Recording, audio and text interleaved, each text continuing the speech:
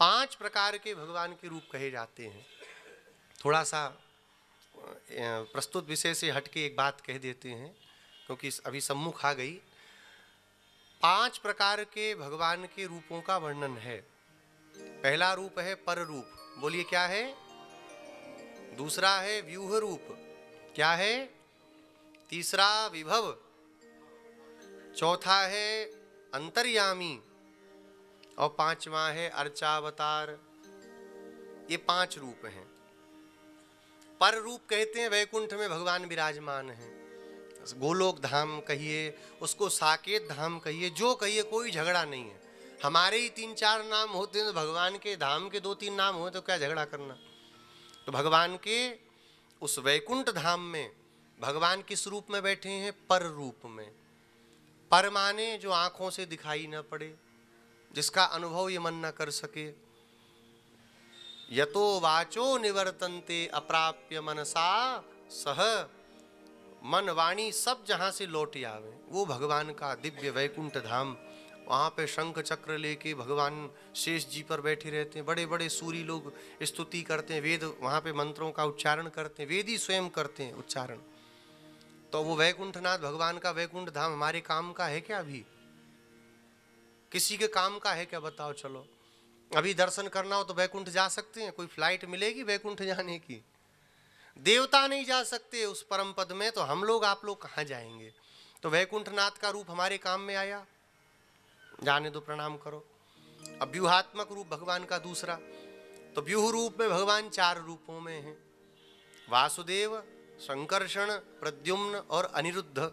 फिर अवान्तर, इनमें 3-3 भेद हो जाएंगे, तो 12 व्यूह हैं भगवान के। और वो 12 व्यूहों में भगवान छुप करके सृष्टि का संयमन करते हैं, उत्पत्ति करते हैं, स्थिति करते हैं, प्रलय करते हैं, पर छुप के करते हैं। क्या वो भगवान हमें मिलेंगे?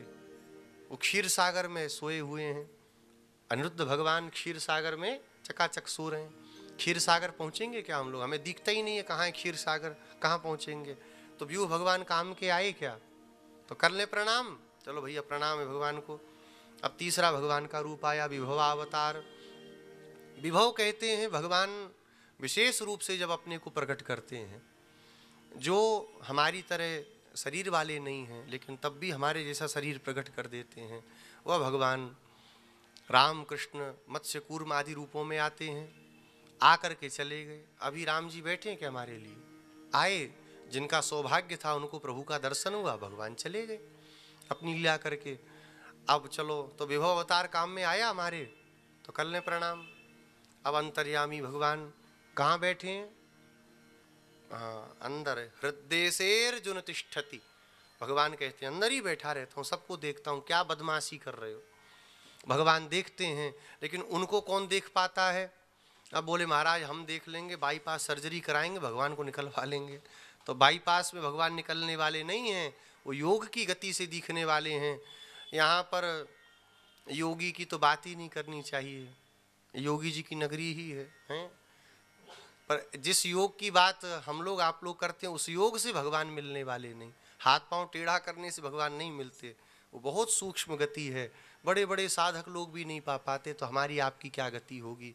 तो अंतर बैठे हुए भगवान अंतर्यामी भी किसी काम में आए, तो प्रणाम कर लिया। तो बोले कोई काम में आएंगे? बोले आप 5वें वाले का नंबर तो आन दो, वो हमारे बहुत काम में आएंगे। बोले 5वें कौन है? बोले अर्चावतार। अर्चावतार क्या हैं? बोले अपने भक्तों के अभीष्ट को पूर्ण करने के लिए भगवान स्वयं उनके घर में आकर के लड्डू गोपाल के रूप में, राम जी के रूप में, लुढ़कते शालग्राम के रूप में, करिया भगवान उस रूप में विराजमान हो जाते हैं। अत्यंत सुलभ रूप है। जो वैकुंठ में विराजमान भगवान हैं, वही व्यूह में विराजमान हैं, वही विभव रूप में आते हैं, वही अंतर्यामी हैं, और वही भगवान अर्चावतार के रूप में हमारे घर में बैठे हैं। लेकिन उनकी उपेक्षा करते हैं कि नहीं? भगवान की क्या सेवा कर रहे हैं हम लोग आप लोग खुद ही देख लीजिए। अपना नहाना होगा गर्म पानी करेंगे, ठंडा नहीं चाहिए। और ठाकुर जी को खोली बेसिंग, पानी भरा और डाला। ठाकुर जी भी देख के माला जपते होंगे, कोई रक्षा का मंत्र जपते होंगे कि जैसे आगे प्राण पी जाएंगे। ऐसी सेवा से तो भगवान बहुत घबराते होंगे। कई लोग टांग देंगे उनको आले में ऊपर से, कब खुट्ट से नीचे गिरे कोई पता नहीं। भोग, बोले भोग के नाम पे 4 चनौरी का दाना धर देंगे, वो भी चेंटी लगता रहेगा। अपना तो जाकर के 56 भोग खाएंगे, दिन में 20 बार खाएंगे। ऐसे भी महारथी होते, रात में सोते सोते नींद खुलेगी, फिर एक बार खा लेंगे फ्रिज खोल करके। भगवान का भोग क्या लगा रहे? 4 चनौरी का दाना।